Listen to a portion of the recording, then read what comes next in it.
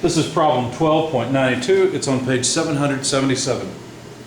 Two 2.6 pound collars A and B slide, or can slide without friction on a frame, consisting of the horizontal rod OE and the vertical rod CD, which is free to rotate about CD. The two collars are connected by a cord running over a pulley that is attached to the frame at O, and a stop prevents collar B from moving.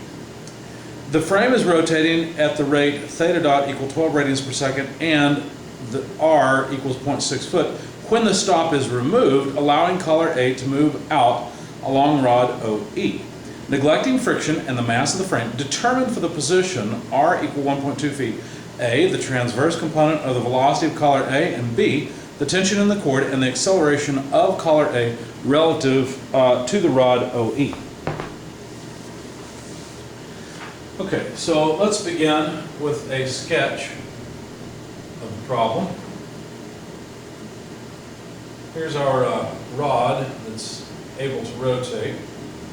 Collar B on the rod, able to slide, connected by a rope via pulley, which is connected to the rotating rod, which, by the way, the rotating rod is CD apparently, as we read. And then the arm comes out from here, where another collar rides on that rod, and it is labeled A. And then rod OE is attached to rod CD. The information we've been given is that theta dot, in other words, the rotation rate of CD, is 12 radians per second. Apparently it's constant. And then the distance R, which let me make a different color vector here. So R, at this point in time, is 1.2 feet. But that's because there's a stop holding B back. And it was the beginning of the problem, and when it's released, well, then the whole thing's going to move about a bit. Okay? Now we're supposed to find the velocity in what I would call the transverse direction of A. Make sure I got that right. Let's see. Yeah, because the rod moves out on OE. Yeah, the transverse component of the velocity of the collar. So if we look at this thing from the top down, theta is not measured this way. It's measured around. I don't know how to say that. If we had a top-down view of it, all we would see is OE like this with rod DC like that. Of course, we'd see the box here that is B, and our collar and the collar that is A. But what they're really interested in is the let's say it's rotating this way for theta dot. The transverse direction, E theta, is that direction, while, in fact, let's make that a different color. E theta, whereas ER is that direction. Okay? So the transverse velocity. We also want the tension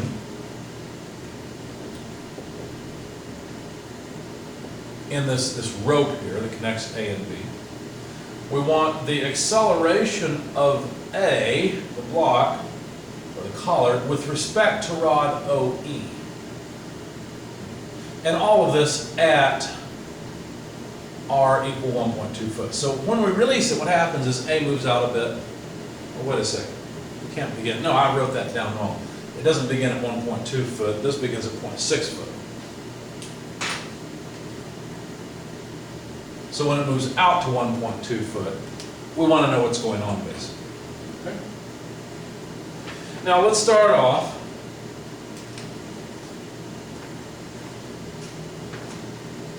by dealing with the velocity in the transverse direction. It would be theta dot R E theta. Now, if we know the angular speed of the rod, and we know the position of collar A, then the transverse velocity is pretty easy, right? Because it's just 12, what was it, radians per second, multiplied by 1.2 foot, which is just 14.4 feet per second in the transverse direction. So there's one of our first answers. That takes care of the velocity, the transverse velocity. Oh, I forgot to mention, the mass of A equals the mass of B equals 2.6 pound mass. Didn't want to forget that. But to answer more questions, we'll have to make a free body diagram. As a matter of fact, let me make it clear here that we're measuring theta like this. And I guess I could put the radial direction on this top view as well, so that we can see it. There we go. Okay, so side view, top view. Okay, well, let's consider some free body diagrams. So far, this is just kinematics, right? Coming up with the tangent or the transverse velocity. If we take a free body diagram of collar B, what would we have? Well, we'd have the weight of B, and we'd have tension in the cable. Easy enough, right? This would be a side view from here. Collar A in a side view would have, let's see, normal force up, weight acting down, and tension to the left. And that might be counterintuitive because you know, just by the problem what was given, that collar A moves out, right? It goes from 0.6 feet to 1.2 feet, and yet there's no force to make it do that. At least that's what it seems, right? And there's no force to the right. What actually happens is the collar wants to keep traveling on a straight line, you see. It's not the collar that has moved out on the rod, but the rod that has slid back on the collar, so to speak, because the rod has changed angle. We don't need a force. As a matter of fact, A will not go straight this way. It'll come back some because there's a force. There's a net force. But because the rod is rotating fast enough, it'll tend to move out relative to the rod. Now, if we look at a top-down view of collar A, I hate to do this, but let me change my forces to red to make this clear.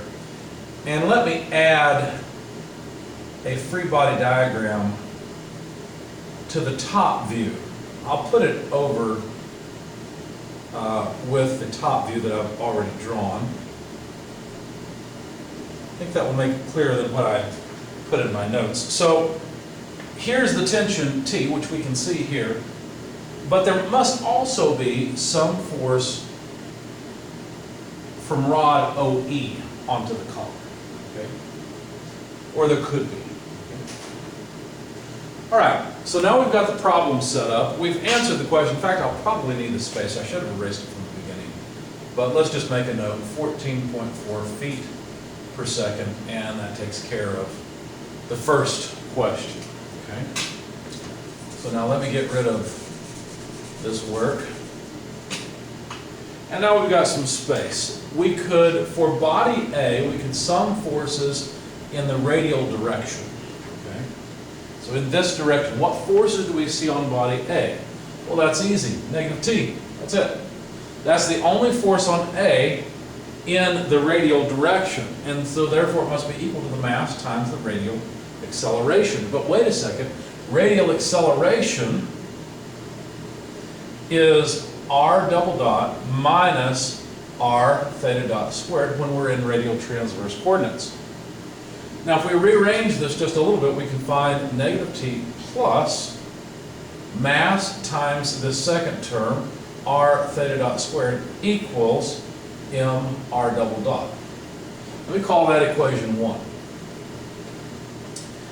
On body B, if we sum forces in the vertical direction, let's just call it y.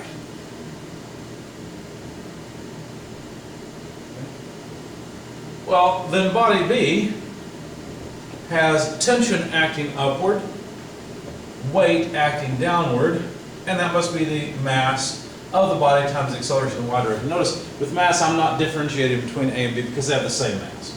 So why bother, right? Let's just use M for mass, and it won't matter if it's A or B. Now here's the insight.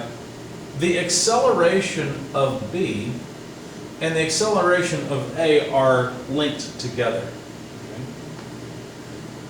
If A accelerates outward relative to the rod, it will move to the right, that will be a positive acceleration in the radial direction. If B accelerates upward, that will be a positive acceleration in the y direction. So basically, the acceleration in the y direction is just r double dot, whereas that's the acceleration of vector r. And the reason that's true is because of the cable that connects the two. You could write a rope equation, take the derivative twice, but it's apparent that the acceleration of block A out on the rod equals, relative to the rod, equals the acceleration of B upward. Okay? So, tension is equal to the weight of B plus mass times r double dot.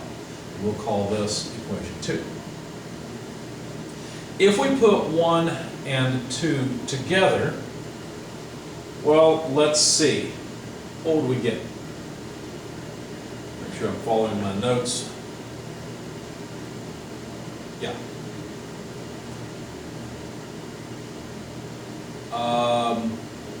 Well, let me just put them together at the board because I'm not following in the algebra that I had before. What I'm going to do is eliminate the tension first of all. So it seems like to me the best way to do that is just to plug this in here.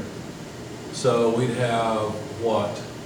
Negative weight of B minus m r double dot from here, which is the tension, so it's negative tension, that's the negative sign, plus m r theta dot squared equals m r double dot.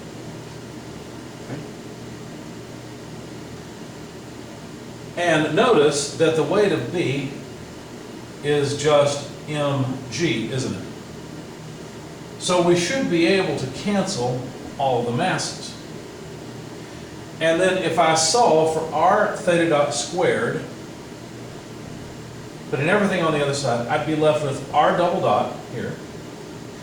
Well, in fact, 2 of them, because this moves to the other side. So 2 r double dot plus g. Okay. If we rearrange and solve for r double dot, what do we get? Well, let's see, we'll have to subtract g from r theta dot squared, and then divide by the multiplier on r double dot, which is 2. Wait a second. No, we know all these things. We know the acceleration of gravity, we know the angular speed, and we know the position r. So we can get r double dot from this. In fact, r double dot equals, well, let's see, r we know is 1.2 foot. That's the position. Theta dot we know is 12 radians per second, and we need to square that, minus g, well, we're in English units, so 32.2 feet per second squared, and then all divided by 2. All right, so we get feet per second squared out of this, and it comes out such that r double dot is equal to 70.3 feet per second squared. Now, what is r double dot? Well, it's the acceleration of A out on the rod relative to rod OE, isn't it? So it's exactly this. So we have just calculated that this acceleration of body A relative to rod OE is 70.3 feet per second squared. So we've taken care of another problem. All right. Well, let's see. The next thing to do then is to calculate the tension. And I went kind of an odd way. I went ahead and used equations 1 and 2, but that's unnecessary. I'll instead simply use equation 2. And say then the tension must be the weight of block B. Well, the weight of block B we know is 2.6 pounds force, plus mass, 2.6 pounds mass, times r double dot, 3 feet per second squared. And now we'll have to convert because these are not the same force units. A pound mass foot per second squared is not a pound force. In fact, a pound force is 32.2 pound mass foot per second squared. So now all the extraneous units are gone. I went a little different way, so let me think in my head and make sure this comes out. This is roughly 2, about twice that. So what is that? 5.2, 5, 6, 7, 7.8 or so. Yeah. And my result came out to a tension of about 8.276 pounds force. So, yeah, that should be fine. It should be more than whatever I calculated because 70 over 32 is not going to be 2, it's going to be more than that. But there's the tension now. And we've got all the things they asked for. It's about 8 pounds or so. Let's just call it 8.3 pounds. So we've got the acceleration of A out on the rod, we've got the tension in the string, and we've got the velocity of body A when body A is out by 1.2 foot on the rod.